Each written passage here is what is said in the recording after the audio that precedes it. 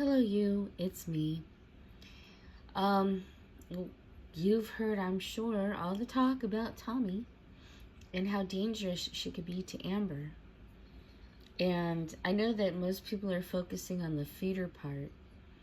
I guess I'm focusing more on the fact that Tommy's partner died in April, and she's already in love with Amber by the end of June. To me, that's way too soon. For somebody who's been grieving, I don't know. That seems very quick. And that I would find very distressing, that it was so easy for her to move on. I felt the same way with Patton Oswalt when his wife passed away. In a year, I think it was a year to the day, he married his new wife. And they met maybe a couple months after his first wife died.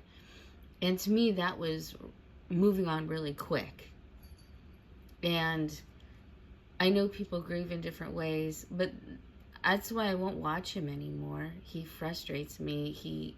I just found it kind of gross that you're not mourning your wife longer, but you're getting right back into a relationship and then getting married again. I can understand grief can be overwhelming, and sometimes we want a distraction, but I don't know. I don't like it. That's my personal opinion. That's how I feel about it. And I feel the same way with Tommy. I don't like it.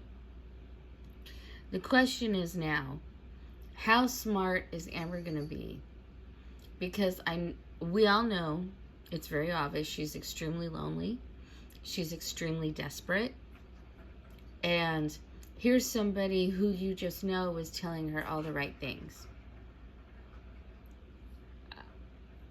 I feel sorry for Amber in this case.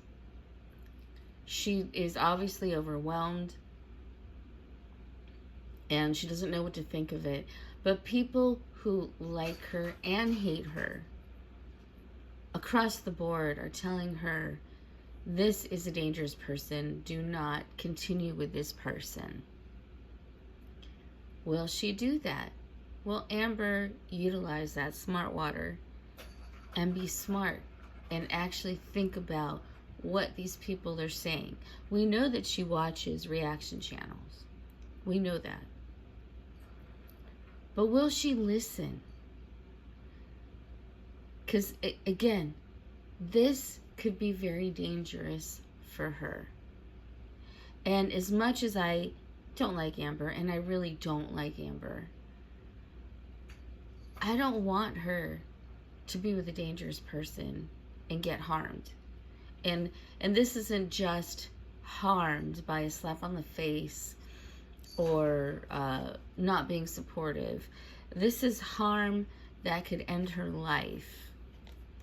And I don't know if she really understands that, because, you know, someone with a 140 IQ or 145, she's not always quick to understand these things. And I do feel for her. I know what it feels like to be that desperately lonely. But Amber, please tell her this, because I know she won't watch this video. It's better to be desperately lonely than to be passed away. It's better to live your life and look for someone new than it is to not live your life, but have it ended abruptly. And this is what people are fearful of. And I think they have, I think there's a lot of weight to that. No pun intended there, sorry. But I mean, is it circumstantial evidence? I don't know. It looked like pretty solid evidence to me that, if nothing else is true, the fact that her partner died in April is true. That part is true. And that's very quick to get into a relationship by July.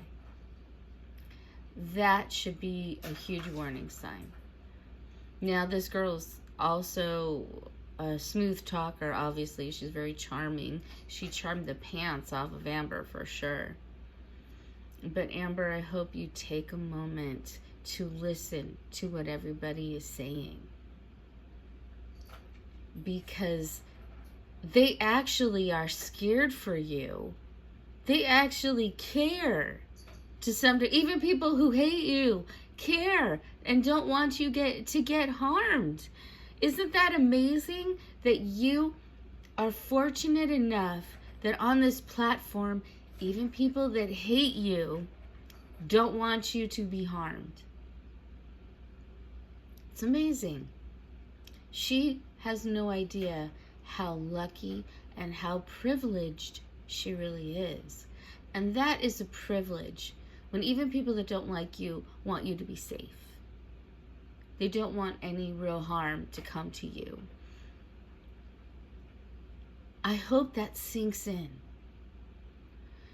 Because, man, I mean, we're already watching the demise of Amber and of Chantal and of maybe Glitter and Lasers, although I guess she puts on a better face. But these bigger girls, they're in danger already with their health, and they don't realize it. You know, they say they do, but do they really? I think they definitely have the, oh, well, it will never happen to me syndrome. I mean, look at Chantal. She's in bad shape, and she just doesn't care. Oh, well, I'm taking my pills now so I can do whatever I want. That's not what the pills are for, Chantal. They're there to help aid you, but they're not going to save you. And Amber, this is a similar thing. She wants to be loved, and I understand that. We all want to be loved. But love isn't going to save you when love wants to hurt you. And that is quite possible in this case. So I hope to God that Amber pays attention, listens, and maybe this will actually be the first girlfriend that she breaks up with for her own safety. You know, does Mama Lynn, did she meet this girl? What did she think? You know, is she suspicious? Is she going to have to run to Amber's apartment again and bang on the doors and windows because she's afraid of what has happened to her daughter? I mean, this is a serious thing. You know, you can talk about internet crap day and night, people boosting up the, you know, the craziness and talking about the drama, but this isn't drama. This is a scary reality. And God, I hope Amber wakes up, because if not, there may come a time soon where she just won't wake up. And that's sad. We all know, like I said, that she's heading for her demise, but we don't want it to be at the hands of someone else. We don't even want it. That's why we keep yelling at her to get healthy. So this is, again, a very sad situation. All Amber is surrounded by is sad. It's hard to see sometimes because she is such a see you next Tuesday, and I understand that. I don't like her, but I still want her to get healthy. I'd rather her be healthy and be a see you next Tuesday than to not exist. Anyway, that's all I got to say.